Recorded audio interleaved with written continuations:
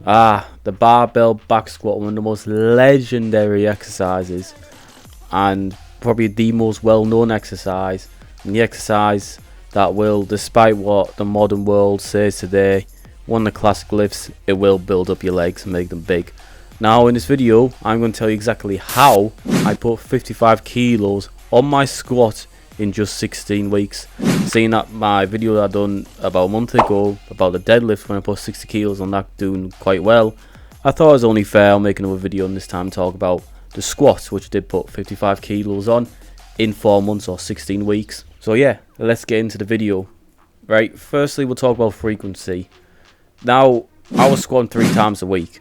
I think before I was probably doing like once or twice a week, but definitely once under a barbell. This all changed. We're doing it on my program. We're doing it 3 times a week. Now that doesn't mean just straight up back squat 3 times a week. Variations. So one day it was just like your standard back squat. Then the other 2 days were variations, which were pinch squats and power squats.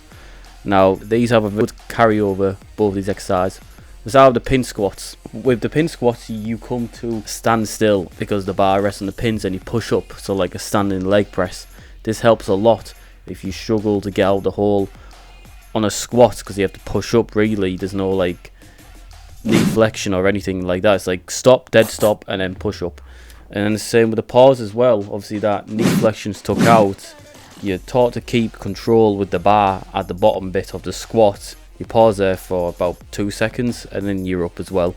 Very good variations, classic variations, helps a lot with my squatting. What I will say though is that when you make the jump from squatting once a week to 3 times a week, your body will be knackered, like your lower body will be quite taxed.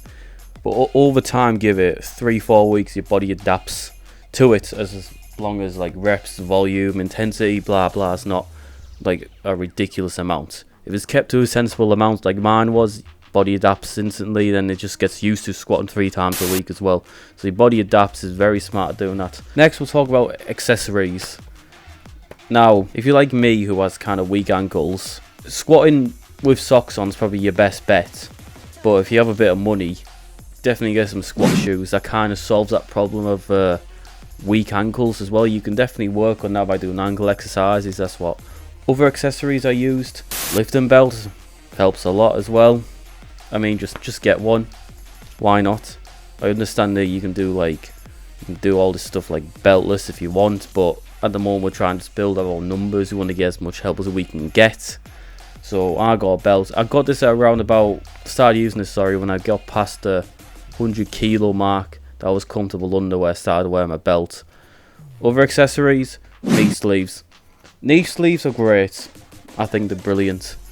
But I got to 140 kilos as a PB, and then I bought my knee sleeves afterwards. And when I hit 155, which is my PB, I have been using them too long.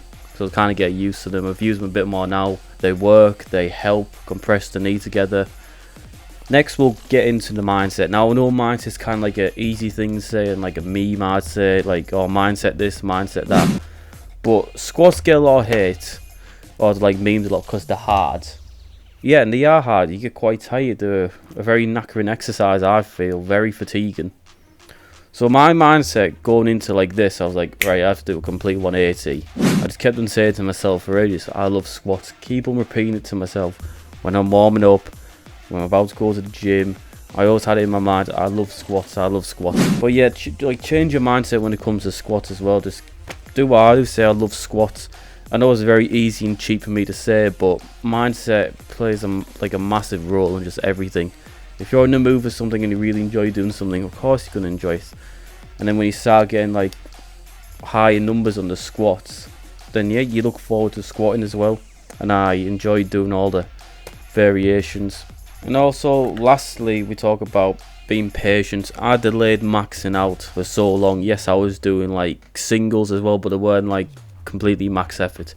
It wasn't until about, so we started week 1, I was squatting like, I think about 65 to 70 kilos for 7 reps. Yeah, about 65 kilos. And then by the time it gets to week 14, 15, 16 of my program, I'm squatting double that. Just delay maxing out to get your full potential when you hit your peak.